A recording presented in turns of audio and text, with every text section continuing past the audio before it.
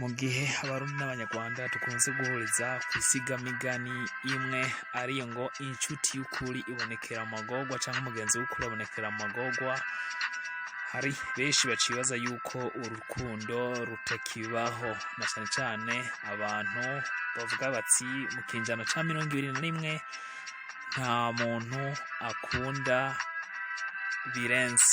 Uyu munsi rero tugiye kugaruka ku nkuru y'urukundo rwa Ishimwe Dieudonné ndetse na Elsa Iradukunda yabaye Miss Rwanda 2017, aho kuri uyu wa kane igenekerezo rya 2 z'ukwezi kwa gatatu umwaka wa 2023 mu murenge wa Rusororo ni mu karere ka Gasabo, birumvikana ni mu mujyi wa Kigali nyene, Ishimwe Dieudonné ndetse na Miss Iradukunda Elsa Nyampinga 2017 bashingiranye imbere y'amategeko, bemeranya kubana nk'umugabo n'umugore. Ni inkuru tuvuga yuko ije itangaje cyane kubera yuko urukundo rwabo ari urukundo rwagiye ruca mu bibazo, na cyane cyane yuko mu mwaka wa 2020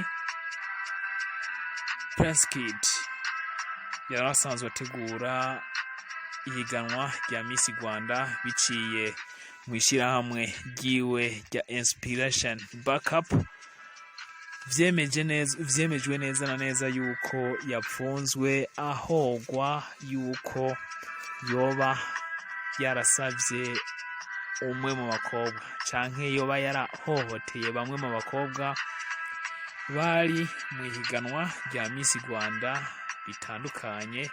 Ariko Miss Iradukunda Elsa nk'umwe mu bantu bakundanye nawe canke bakundana, yagerageje kumugwa inyuma kugira ngo ntapfungwe, ariko nawe aza gupfungwa.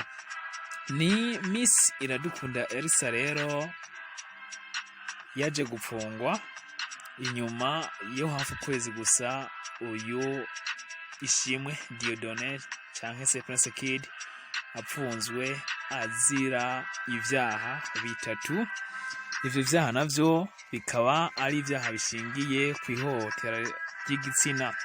Ivyo vyaha harimo icaha cyo gukoresha uyundi mibonano mpuzabitsina ku gahato, gusaba ndetse no gusaba imibonano mpuzabitsina ku gahato ndetse no gusaba ishimisha mibiri ku gahato. Iyi fungwa ry'uyu musore Ishimwe Dieudonné ryaje nyuma yuko hamvikanye ubutumwa kuri WhatsApp bwasaba Miss 2022 muheto yuko bojyamana, aho hakoreshejwe akajambo kitwa happiness. Ni inkubiri yateje ibibazo bidasanzwe kuko byatumye n'itegurwa rya Miss Rwanda mu mwaka wa 2023 risiba, ahubwo uno musore Ishimwe Dieudonné arapfungwa. Ariko mu mpera z'umwaka wa 2022 igenekerezo rya 2 z'ukwezi kwa 12 uyu musore yaje kurekugwa mu rukiko, hanyuma yakigwa na Miss Iradukunda Elsa ndetse na Miss Iradukunda Liliane ndetse n'abandi bamenyesha makuru. Ariko twokwibutsa yuko Prince Kid yari yafashwe ku igenekerezo rya 25 z'ukwezi kwa kane mu mwaka wa 2022 nyuma yuko yagirijwe ivyaha vyo guhohotera abandi ba Miss batandukanye mu bitandukanye, yuko yagomvye kubahohotera. Ariko Miss Iradukunda Elsa ibino bintu yavyamanganiye kure, arabirahira avuga bati wapi uno musore ararenganwa, ariko nawe aza gupfungwa kwigenekerezo rya 20 kugenekerezo rya 8 z'ukwezi kwa gatanu mwaka wa 2022. Ibi ariko ntivyarangiye, nubwo kugenekerezo rya 2 z'ukwezi kwa 12 umwaka wa 2022 Ishimwe Dieudonné yaje gufungurwa. Vyateguwe yuko azosubira kuburana muri kuno kwezi nyene, inyuma yuko ubucamanza bwa canke sentare ya Nyarugenge yari yamugize umwere kwigenekerezo rya 2 z'ukwezi kwa 12 umwaka wa 2022. Benshi ubushinjacaha canke se ivyagirije ibindi vyaje vyerekana yuko uno musore koko ashobora kuba akwirikiranwa, aho ndetse kwigenekerezo rya 10 z'ukwezi kwa 3 umwaka wa 2023 hasigaye iminsi gusa ishika nk'indwi 8 cyiteguwe yuko azogenda kuburana. Ishimwe Dieudonné rero akoze ibikorwa bidasanzwe, aho abanje gusezerana mu mategeko n'umukunzi wiwe, aho bisa nko kumusezera kuko atazi gishobora gukurikira, yuko ashobora gusubira mu gasho canke naho akarekugwa. Ariko si Ishimwe Dieudonné gusa bitegekanijwe yuko azosubira mu bucamanza kuburana canke se muri sentare, kuko na Iradukunda Elsa bitegekanijwe yuko azogenda kuburana mu mwaka wa 2025. Amakuru y'uku kusezerana mu mategeko kwaba bose ni inkuru nziza yerekana yuko koko urukundo hagati y'abasore n'abakobwa bamwe rukiriho, ndetse umwe mu bakunze kuganira cyane kuri Twitter yanditse buno butumwa agira ati: umukobwa wari usigaranye urukundo ikigare y'Presse Kid amutaye amago, ubuse adusigiye nde? Gusa tubifurije urugo ruhire.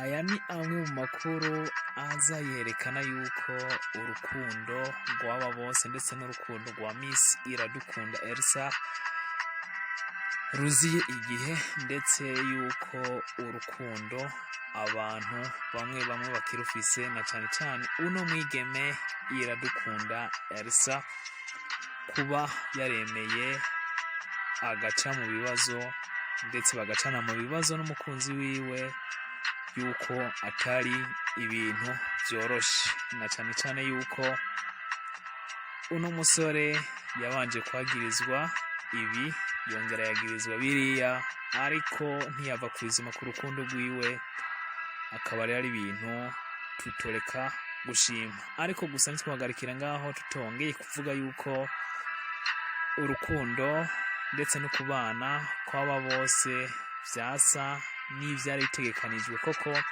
kuko ku ifoto Iradukunda Elsa yasangije abamukurikira kuri Instagram muri uku kwa 2 umwaka wa 2023, yerekanye ku kuboko kwiwe k'ububafu yuko afise impeta ya fiançailles, aho abantu benshi batanguye kuvuga ati koko Prince Kid agiye gushyira umwana mu mago, koko yahejeje kumuha n'impeta y'urukundo. Hari n'amakuru kandi yigeze kuja hanze muri uku kwa mbere yuko Prince Kid yoba yagiye guca mu irembo canke gusaba irembo ku muryango wa Iradukunda Elsa. Ariko inkuru nuko zibaye impamo, Iradukunda Elsa kuva ubu yabaye umugore bwite wa Ishimwe Dieudonné, ndetse urukundo rwabo buri wese akaba yorushima guca mu bibazo vyamyeho, ariko igikuru nuko buri wese abona urukundo ico arico n'ico koko aba agamije. Reka rero natwe twifurize urugo ruhire, twifurize kurambana, ndetse n'umutima w'urukundo batanguye bafise babandanye bawerekana mu rugo rushasha rugiye kuza. Reka twifurize urugo rushasha, urugo ruhire, urugo rwiza. Ishimwe Dieudonné, Iradukunda Elsa. Reka rero namwe ndabasabe mudukurikirana kuri Ivyacu TV, mubandanye mugira subscribe kuri channel ya YouTube yacu, amakuru ari exclusive n'amakuru muzoguma muronka kuri YouTube channel yacu. Reka rero duhere ngaha tubabwira ati turi kumwe. Thank you so much. Twifuriza n'abari mu rukundo rushasha kubandanya bagira urukundo rushasha. Subscribe rero, mubandanye mugira like, mutibagira share, ndetse mutibagira na comment bishasha tugiye kuzohora tubibazanira kuri ino YouTube channel yacu. Turi kumwe, ciao ciao, mubandanye mukomera.